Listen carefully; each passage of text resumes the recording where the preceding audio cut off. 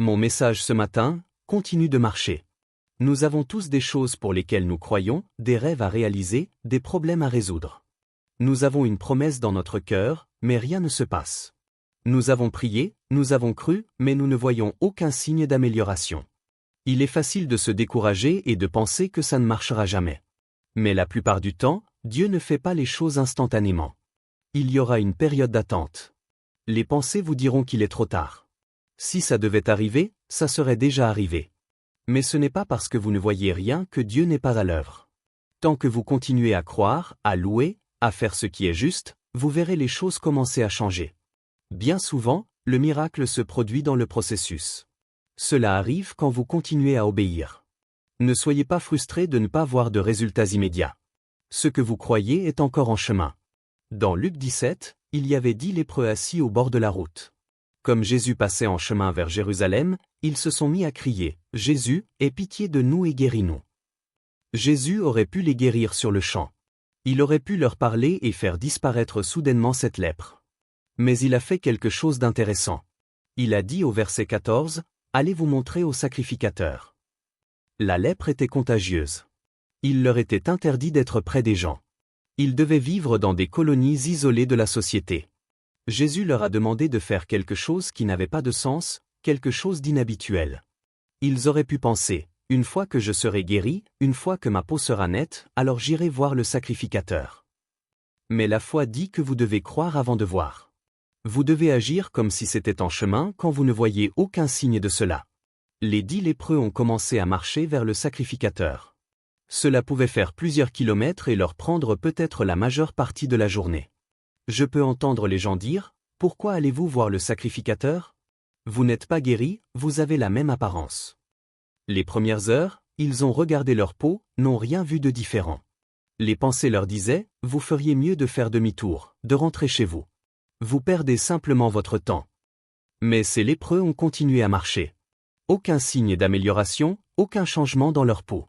Mais heure après heure, ils ont continué à marcher. Je peux imaginer qu'à un moment donné, l'un d'eux a regardé sa peau et a pensé « On dirait que ça va mieux ». Un autre a commencé à bouger sa main, mes doigts commencent à fonctionner. Un autre, ma peau commence à s'adoucir. L'Écriture dit, pendant qu'ils y allaient, ils furent guéris, Luc 17, 14. S'ils étaient restés où ils étaient, s'ils avaient attendu que les choses changent, ils n'auraient jamais vu le miracle. La guérison était dans l'obéissance, dans le fait d'y aller. Au moment où ils sont arrivés chez le sacrificateur, ils étaient tous parfaitement guéris. Dieu a mis des promesses dans votre cœur. Il vous a dit qu'il restaurerait votre santé, que vous prêteriez et n'emprunteriez pas, que vous et votre maison servirez l'Éternel. Mais peut-être que, comme ces lépreux, rien ne semble différent. Le rapport médical n'a pas changé. Votre enfant est toujours dévoyé. Les affaires ne se sont pas améliorées. Vous pourriez vous décourager, penser que ça n'arrivera jamais. Non, continuez à marcher. Continuez à obéir. Continuez à louer. Continuez à rendre grâce. C'est à ce moment-là que le miracle se produira. Vous ne pouvez pas vous fier à ce que vous voyez ou à ce que vous ne voyez pas. Fiez-vous à ce que Dieu vous a promis. Joël, j'ai encore ces symptômes. Continuez à marcher. Mes affaires sont toujours lentes. Continuez à marcher. Ces gens au travail ne me traitent toujours pas correctement. Continuez à marcher. Dieu voit votre obéissance. Il vous voit croire quand vous pourriez être découragé. Il vous entend louer quand vous pourriez vous plaindre. Il vous voit vous étirer quand vous pourriez reculer. Je crois que pour beaucoup d'entre vous, vous allez bientôt entrer dans votre guérison, entrer dans votre liberté, entrer dans un grand mariage, entrer dans l'abondance. Tandis que vous continuez à marcher, vous verrez Dieu se manifester dans votre vie. Beaucoup des miracles que Jésus a accomplis nécessitaient un acte d'obéissance. Pour son premier miracle, qui était de transformer l'eau en vin, il a dit aux serviteurs du mariage d'aller remplir de grandes jarres d'eau. Ils ont dû faire quelque chose qui n'avait pas de sens. Ils auraient pu dire « Jésus, nous avons besoin de vin, pas d'eau. À quoi cela va-t-il servir ?» C'est l'obéissance qui a amené le miracle. S'ils n'avaient pas rempli les jarres d'eau, il n'y aurait pas eu de vin. Dieu vous demande-t-il de faire quelque chose qui n'a pas de sens? De faire un pas de foi alors que vous n'avez pas l'expérience? De pardonner à cette personne qui vous a fait du tort? De prier pour d'autres qui ont besoin de guérison alors que vous ne vous sentez toujours pas bien? Vous demande-t-il d'apporter 5 pains et 2 poissons quand vous devez nourrir des milliers de personnes? Ce n'est pas tellement ce que vous faites, c'est l'obéissance. Quand vous prouvez à Dieu que vous allez faire ce qui est juste même quand c'est difficile, même quand cela n'a pas de sens, alors vous verrez Dieu faire des choses étonnantes dans votre vie. Dans 2 Rois 4, versets 2 à 4, il y avait une veuve. Son mari était mort et l'avait laissée avec de grandes dettes. Elle a finalement épuisé ses fonds. Les créanciers venaient prendre ses 2 filles en paiement. Le prophète Élisée est arrivé et lui a demandé ce qu'elle avait chez elle. Elle a dit, « Je n'ai rien d'autre qu'une petite cruche d'huile. » Il lui a dit d'aller emprunter autant de récipients vides qu'elle pourrait trouver. Cela n'avait pas de sens. À quoi allaient servir des récipients vides? Elle aurait pu dire, « Élisée, j'ai besoin de récipients pleins, j'ai besoin de provisions, j'ai besoin de fonds. » Ce que Dieu nous demande de faire n'a pas toujours de sens. C'est bien souvent simplement un test. Si vous obéissez, le miracle suivra. Ne vous dissuadez pas de ce que vous savez que Dieu vous dit de faire. Parfois, cela semble ordinaire. Vous demandez à Dieu de vous donner une promotion. Il vous dit d'arriver à l'heure au travail, d'être plus productif que ce qu'on attend de vous. Vous demandez à Dieu de vous guérir. Il vous dit de manger plus sainement, de faire de l'exercice, de dormir davantage. Vous demandez que votre enfant se remette sur le droit chemin. Dieu vous dit d'aider l'enfant d'un voisin, d'investir dans ce jeune homme. Cela n'a pas besoin d'avoir de sens. C'est cela la foi. Cette veuve est allée emprunter tous ses récipients vides. Je l'imagine frapper à porte après porte. Les voisins pensaient, pourquoi a-t-elle besoin de mon récipient?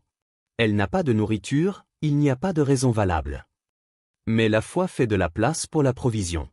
Vous ne pouvez pas attendre que cela arrive. Vous devez faire de la place pour cela quand vous ne voyez aucun signe de son arrivée. Vous devez parler comme si c'était en chemin, planifier comme si c'était en chemin, penser comme si c'était en chemin. Après y avoir travaillé toute la journée avec ses enfants, elle est revenue chez elle. Maintenant, elle avait quelques douzaines de récipients vides. Élisée lui a dit de verser la petite huile qu'elle avait dans l'un des récipients vides. Elle aurait pu dire, « Élisée, cela n'a pas de sens. À quoi cela va-t-il servir de simplement transvaser l'huile d'un récipient à l'autre ?» Mais au lieu de se dissuader, elle a versé ce petit peu d'huile et a continué à verser et à verser et à verser. Elle n'arrivait pas à y croire. Elle a rempli le premier récipient vide, puis un autre et un autre. L'huile n'a jamais cessé de couler jusqu'à ce que tous les récipients soient pleins. Elle a vendu l'huile. Non seulement elle a eu assez pour payer les créanciers, mais elle en avait largement de reste pour vivre. Mais rien de tout cela ne se serait produit si elle n'avait pas été prête à faire quelque chose qui n'avait pas de sens. Ratez-vous votre miracle parce que vous raisonnez tout, parce que vous regardez tout de manière naturelle. Dieu est surnaturel. Il vous demandera de faire des choses que vous ne comprenez peut-être pas. Après la mort de Moïse, Dieu a suscité Josué pour conduire les Israélites. La génération précédente n'était jamais entrée dans la terre promise. Parce qu'ils s'étaient plaints et avaient douté, ils avaient erré dans le désert pendant 40 ans. Maintenant, les enfants de cette génération avaient grandi. Josué était leur nouveau leader. Ils se dirigeaient vers la terre promise, mais ils devaient traverser le Jourdain. Il n'y avait pas de pont à cette époque. Le problème était que c'était la saison des pluies et que le Jourdain était en crue. Il faisait plus de 150 mètres de large avec des courants violents provenant de la fonte des neiges. Josué connaissait bien ce genre de scène. Quand il était jeune, il était là quand Moïse avait levé son bâton et que la mer Rouge s'était ouverte. Il avait vu Dieu frayer un chemin. Quand ces 2 millions de personnes sont arrivées au Jourdain et ont vu à quel point il était gonflé et à quel point les courants étaient forts, elles ne voulaient rien avoir à faire avec. Je m'imagine que Josué a fait comme son mentor Moïse. Il a levé son bâton et a dit, « Seigneur, je te prie, fais que ces eaux se séparent. » Tout le monde regardait avec une grande anticipation, mais rien ne s'est passé. Josué a dû penser, « Dieu, c'est mon premier test pour montrer à ces gens que tu es vraiment avec moi. Ne me laisse pas en plan ici. » Dieu a promis à Josué au chapitre 1, verset 5, « Comme j'ai été avec Moïse, ainsi je serai avec toi. » Il n'a pas dit, « Je ferai pour toi tout ce que j'ai fait pour Moïse. » Dieu fait les choses de différentes manières. Vous avez une onction unique. Il y a un appel distinct sur votre vie. Vous n'avez pas à copier quelqu'un d'autre, à essayer d'être ce qu'ils sont, à prouver votre valeur, à être à leur hauteur. Non. Marchez dans votre propre onction, dans votre propre appel. Le Jourdain ne s'est pas séparé. Josué a dû prendre une décision. Allons-nous faire demi-tour et retourner errer dans le désert ou allons-nous continuer à marcher? L'attitude de Josué était, Nous sommes allés trop loin pour nous arrêter maintenant. Dieu, tu ne nous aurais pas promis cette terre si tu ne devais pas nous donner la victoire. Au lieu de rebrousser chemin, Josué a placé les sacrificateurs en tête. Il a dit à tous les gens, continuons à marcher. Je peux les entendre dire, excuse-nous, Josué. Ne vois-tu pas qu'il y a un fleuve violent, en crue, à quelques centaines de mètres devant nous? Il n'y a nulle part où aller. Josué a fait comme s'il ne les avait pas entendus. Son instruction était de continuer à marcher. Il y aura toujours des gens qui essaieront de vous convaincre de faire demi-tour, que votre rêve est trop grand, que l'opposition est trop forte, que rien ne marche. Ils vous diront, accepte-le simplement. Non, vous devez, comme Josué, avoir l'esprit décidé et déterminé. Je vais continuer à marcher. Je vais devenir tout ce que j'ai été créé à être. Les sacrificateurs sont arrivés jusqu'au bord de l'eau. C'était le tout pour le tout, maintenant ou jamais. Mais l'eau ne s'est toujours pas séparée. Ils ont regardé Josué une dernière fois en pensant, sûrement, il va battre en retraite maintenant, sûrement il va revenir à la raison. Josué a répondu par 3 simples mots, continuez à marcher. L'Écriture dit que lorsque les sacrificateurs sont entrés dans l'eau, quand leurs pieds se sont mouillés, soudain, les eaux ont commencé à se repousser. Les 2 millions de personnes sont passées sur la terre sèche. Les miracles arrivent quand il y a obéissance. Dieu ne nous donne pas tous les détails. Il ne vous montre pas comment les choses vont se passer. Cela ne se passera peut-être pas comme vous l'avez vu arriver avec votre famille. Il n'y aura peut-être aucun signe que les choses changent. Comme Josué, chaque circonstance peut dire, ça ne va pas changer. Repars. Inutile de croire en tes rêves. C'est trop tard. Tu ne guériras jamais. Ça se serait produit déjà. Ne croyez pas ces mensonges. Continuez à marcher. Ce qui ne bouge pas n'affecte pas Dieu. Il n'est pas intimidé par des eaux qui ne se séparent pas, par la grandeur de l'obstacle, par l'impossibilité apparente de la situation. En fait, bien souvent, Dieu attendra exprès jusqu'à ce que le fleuve soit en crue. Il attendra que les experts disent qu'il n'y a aucun moyen. Les chances sont contre vous. Alors, quand il renversera la situation, tout le monde saura que c'était sa faveur, sa puissance, sa bonté dans votre vie. Vous pouvez avoir des situations dont vous ne voyez pas comment elles peuvent s'arranger pour votre santé, vos finances, vos relations. Vous êtes tenté d'arrêter de croire. Si Josué était ici aujourd'hui, il vous dirait, continue de marcher, tu es sur le point d'assister à un miracle. Ces eaux sont sur le point de s'ouvrir. Il vous faudra peut-être mouiller vos pieds. Cela ne se produira peut-être pas comme avec Moïse où les eaux se sont séparées d'abord. Vous pouviez voir votre chemin clairement. Vous saviez exactement comment les choses allaient se passer. Parfois, Dieu attend de voir si vous allez lui faire confiance quand les eaux ne se sont pas encore séparées. Allez-vous croire quand vous ne voyez aucun signe de changement? Vous n'avez pas l'impression d'avoir la force, le courage, les capacités pour ça. Si vous continuez simplement à marcher, à prier, à être dans l'expectative, des portes s'ouvriront que vous ne pourriez pas ouvrir par vous-même. Une guérison qui défiera les pronostics s'opérera, et une libération de tout ce qui vous retient. Certains Jourdains sont sur le point de se séparer. Des choses pour lesquelles vous avez gardé la foi pendant longtemps sont sur le point de se produire. Ce ne sera pas ordinaire. Ce sera la main de Dieu. Quand Dieu a ouvert la mer Rouge pour Moïse, les eaux se sont ouvertes avant que le peuple ne passe. Ils pouvaient voir clairement leur chemin. C'était un grand miracle. Cela dit, cela ne demande pas autant de foi quand vous savez d'où vient le financement, que le rapport médical est bon, que votre enfant excelle. Ces 2 individus ont erré dans le désert pendant 40 ans. Mais quand Dieu a ouvert le Jourdain pour Josué, quand les gens ont dû mouiller leurs pieds et continuer à marcher alors que rien ne semblait fonctionner, ce groupe de personnes est entré dans sa terre promise. Je crois que c'est significatif. Quand vous ne voyez pas comment les choses vont fonctionner, mais que vous continuez à marcher, à croire, à être bon envers les gens, cela signifie que vous êtes sur le point d'entrer dans votre terre promise. Dieu vous prépare à aller où vous n'êtes jamais allé, à connaître une faveur que vous n'avez jamais connue. Maintenant, ne vous plaignez pas parce que l'eau ne se sépare pas. Cela ne signifie pas que Dieu ne le fera pas. C'est un signe que ce qu'il prépare est plus grand que vous ne l'avez imaginé. Vous pourriez être au Jourdain en ce moment. Rien ne change. Dieu attend de voir si vous allez faire demi-tour et repartir. Joël, j'ai prié. J'ai cru, mais mes rêves ne se sont pas réalisés. Ces gens au travail m'ont arrêté. Je n'ai pas pu vaincre l'addiction. Les eaux ne se sont pas séparées. Vous êtes exactement là où se trouvait Josué. Ça n'a pas marché la première fois. L'obstacle semble infranchissable. Le fleuve étant en crue, Le problème est plus gros qu'il ne l'a jamais été. C'est un test. Vous devez mouiller vos pieds. Si vous continuez à marcher, vous verrez Dieu ouvrir des choses qui vous semblaient inimaginables, retourner des situations qui vous semblaient impossibles. Ce Jourdain vous prépare pour votre terre promise. David a déclaré dans le psaume 37, verset 25, « J'ai été jeune, j'ai vieilli, et je n'ai point vu le juste abandonné. » Il disait en quelque sorte, « Je n'ai jamais vu de Jourdain que Dieu ne pouvait pas séparer. Je n'ai jamais vu de maladie qu'il ne guérirait pas. Je n'ai jamais vu de rêve qu'il ne réaliserait pas. » Quand nous avons essayé d'acquérir le Compact Center, Dieu nous a donné la faveur et les conseillers municipaux ont voté pour que nous ayons le bâtiment. Ça a pris 1 an et demi. Des conseillers qui étaient contre nous ont soudain changé d'avis et le bâtiment était à nous. Comme Moïse, nous avons prié, nous avons cru. Dieu a ouvert la mer Rouge. Nous étions reconnaissants. Nous savions que c'était la main de Dieu. Mais quelques jours plus tard, une entreprise a déposé une plainte pour essayer de nous empêcher d'emménager. Ils ont dit que nous avions enfreint les restrictions de l'acte. Nos avocats nous ont dit que cela pourrait être bloqué dans les tribunaux pendant 10 ans. C'était comme une montagne russe. Nous sommes passés d'une grande célébration à la réalité que cela pourrait ne jamais se concrétiser. C'est dans ces moments-là, quand vous ne voyez pas d'issue, quand l'opposition est plus forte et puissante, que vous voyez de quoi vous êtes fait. C'est facile de croire quand Dieu ouvre des mers rouges, mais que faites-vous quand vous arrivez au Jourdain?